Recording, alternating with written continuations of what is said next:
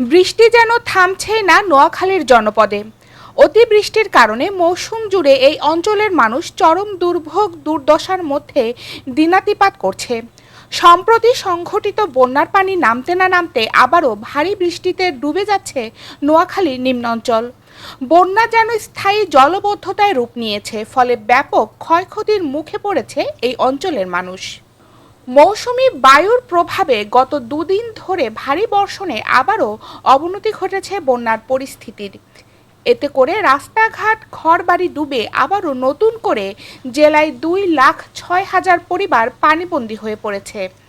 নোয়াখালীর জেলা শহর মাইজদী ও প্রধান বাণিজ্যিক শহর চৌমোহনী সহ 8টি উপজেলা গত আগস্ট মাসে ভারী বর্ষণ ও ভারত থেকে নেমে আসা উজানের পানিতে প্লাবিত হয়।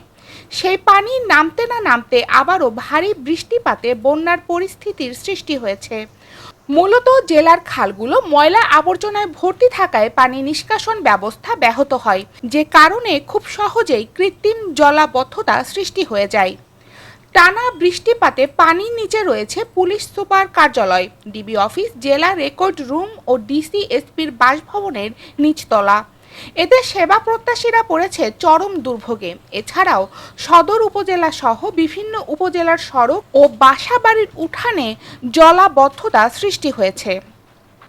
জেলা আবহাওয়া অধিদপ্তর জানিয়েছে, মৌসুমী বায়ুর প্রভাবে আরও 2-1 দিন হালকা বৃষ্টিপাত হওয়ার সম্ভাবনা রয়েছে।